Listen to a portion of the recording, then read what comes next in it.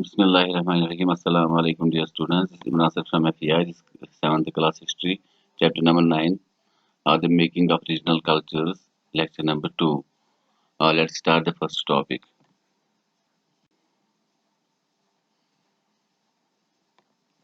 Beyond regional frontiers, the story of Kathak. तो regional हम कह सकते हैं कि अलग अलग फ्रंटियर्स यहाँ पे इंडिया में थे। बहुत सारे अलग अलग जगहों पे अलग अलग जबानों के लोग अलग अलग जगहों पे रहते थे, जिनका अपना अलग एक कल्चर था, रहन सहन था, अलग वो खाना खाते थे, अलग उनके फेस्टिवल्स वगैरह होते थे। लेकिन यहाँ पे हम एक स्टोरी उठाएंगे कथक की, जो कि एक क्लासिकल डांस माना जाता है। तो इंडिया में तकरीबन 6 अलग-अलग different forms of classical dances है, उनमें से कथक भी एक है। तो आइए कथक के बारे में कुछ और जानते हैं। तो अगर हम देखें ये जो कथक है, ये जो स्टार्ट हुआ था इसका, ये नॉर्दर्न इंडिया में हुआ था। कहा जाता है कि उत्तर प्रदेश जो इंडिया की स्टेट है नॉर्थ में, तो वहाँ पे कथक डांस का की शुरुआत हुई थी।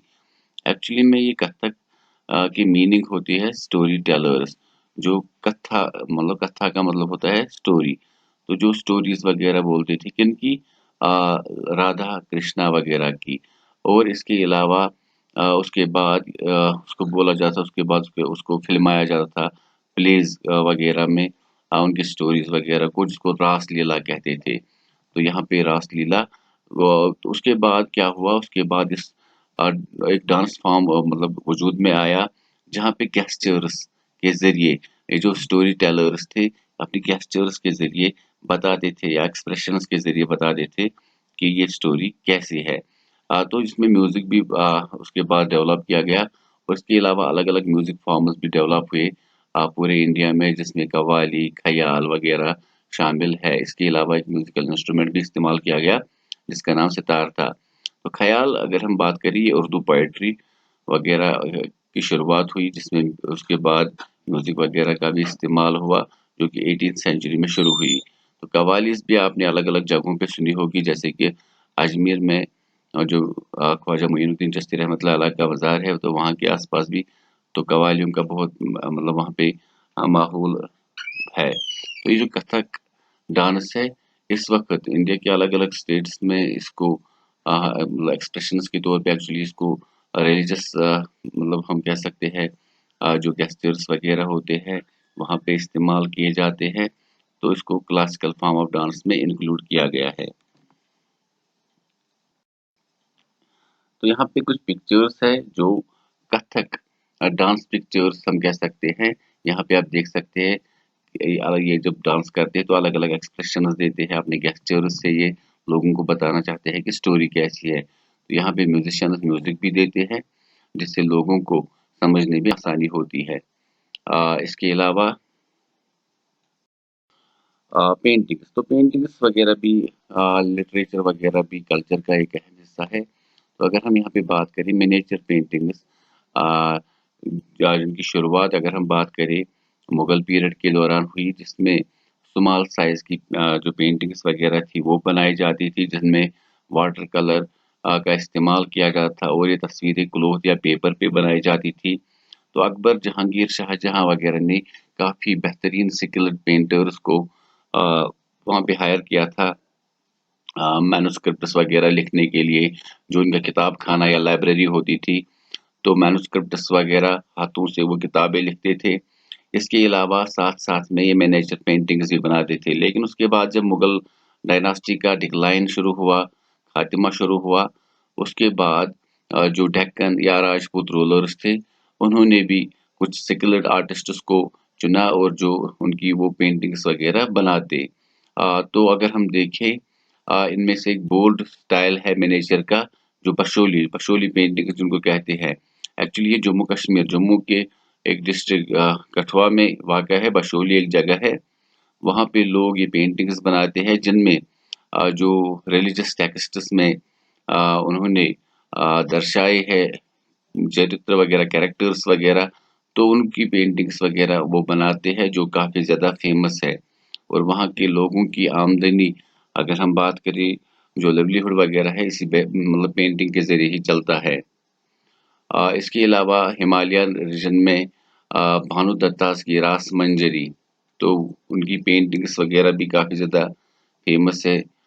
इसके अलावा कांगड़ा आर्टिस्ट्स ने मिड 18th सेंचुरी में एक नया स्टाइल प्रोवाइड किया मिनिएचर पेंटिंग्स का। तो मैं आपको मिनिएचर पेंटिंग्स की कुछ तस्वीरें दिखाता हूँ कि किस तरह की होती है वो। यहाँ पे दो तस्वीरें हैं मिनिएचर पेंटिंग्स की। तो मिनी का मतलब होता है छोटा, तो ये छोटे साइज की पेंटिंग्स होती है। जैसे मैंने पहले ही कहा, कागज या ये जो क्लोथ वगैरह है उन पर ये पेंटिंग्स वगैरह बनाई जाती हैं। इसके अलावा अगर हम बात करें इस और एक टॉपिक है यहाँ पे हमारे पास, the growth of a regional language. तो यहाँ पे अगर हम बात करें बंगाल की, बंगाली लैंग्वेज की, तो उसकी शुरुआत किस तरह से हुई उसके बारे में यहाँ पे बात करेंगे। तो यहाँ पे अगर हम बात करें, तो बंगाली लैंग्वेज अगर हम बात करें, ये वहाँ पे जो ब्राह्मण्स रहते थे पुराने ज़माने से ही वो संस्कृत का इस्तेमाल करते, संस्कृत लैंग्वेज का, जो कि मतलब ओल्डेस्ट लैंग्वेज मानी जाती है इंडिया में। तो इसके अलावा अगर हम बात करें, तो वहाँ पे संस्कृत जब धीरे-धीरे जो ब्राह्मण इस्तेमाल करते थे, इसके अलावा जो आम लोग वहाँ पे थे, जैसे कि इस वक़्त बंगाली लैंग्वेज जो है बांग्लादेश, वेस्ट बंगाल और आसाम के कुछ रीजन्स में बोली जाती है। इसके अलावा अंडमान और बाकी जो अरुणाचल प्रदेश वगैरह है, वहाँ पे भी कुछ लोग बंगाली लैंग्वेज का इस्तेमाल करते हैं। लेकिन अगर हम बात करें, बंगाली लैंग्वेज जो यहाँ पे लिखा गया है कि डिवाइड हुई है टू कैटेगरीज में। फर्स्ट इंक्लूड होती है कि ट्रांसलेशंस फ्रॉम संस्कृत एपिक्स।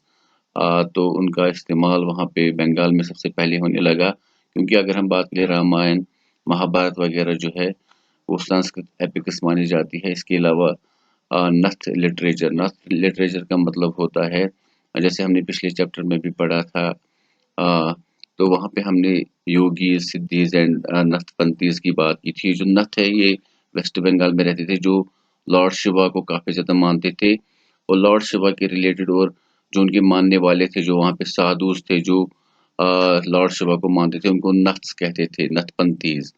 तो उन लिटरेचर को मिला के उसके बाद जो वहाँ पे लोकल लोग प्राकृत लैंग्वेज इस्तेमाल करते थे, इसके अलावा ओडियो, बिहारी या असमीज लैंग्वेज वगैरह इंटरमिक्स हुई। उसके बाद जब मिडिवल पीरियड में मुस्लिम रूल वहाँ पे शुरू हुआ, तो अरबिक, उर्दू वगैरह अलग-अलग लैंग्वेजेस या पर्शियन के वर्ड्स इंटरमिंगल हो गए और नई एक लैंग्वेज सामने आई जिसको बंगाली लैंग्वेज बोला जाने लगा। और ये उसी पर्टिकुलर रीजन में बोली जाती थी, जिनका नाम मैंने भी मेंशन किया, जिसमें Bangladesh, West Bengal, parts of Assam, या हमने बात की थी अंडमान, या इसके अलावा अरुणाचल प्रदेश वगैरह की स्टेट्स में कुछ लोग बंगाली लैंग्वेज का इस्तेमाल करते हैं। तो ये भी कल्चरल मतलब इंटरमिक्स वगैरह जो हुआ उसकी वजह से ही ये डेवलपमेंट हुई। इसके अलावा पीर्स एंड टेम्पल्स, अगर हम यहाँ पे बात करें, तो 16th सेंचुरी से जो बंगाल था वहाँ पे काफ़ी ज़्यादा चेंजेस आई। वहाँ पे जो वेस्टर्न पार्ट जो कि ड्राई रीजन माना जाता है, वहाँ पे काफ़ी ज़्यादा लोगों ने माइग्रेशन की towards the south eastern Bengal.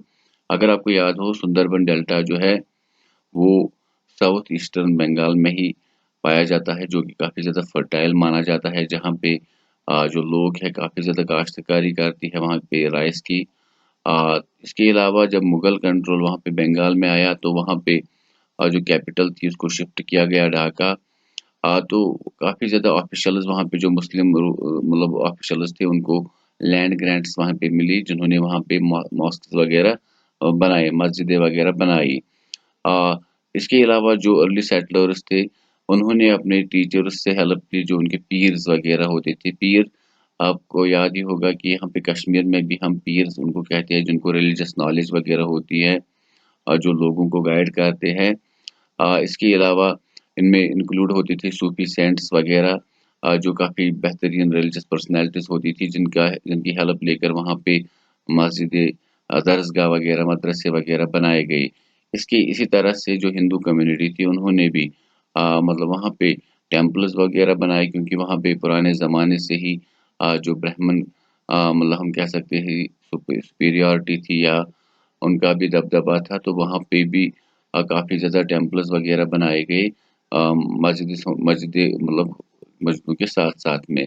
अगर आपको याद हो जब इंडिया और पाकिस्तान के 2 हिस्से हुए तो बांग्लादेश पाकिस्तान का ही पार्ट बना जिसको मतलब ईस्टर्न पाकिस्तान कहा जाता था। तो उस हिस्से में ज़्यादा मुसलमान आए और जो वेस्ट बंगाल है उसमें ज़्यादा हिंदू आए। लेकिन उसमें भी काफ़ी ज़्यादा मुस्लिम अभी भी है वेस्ट बंगाल में।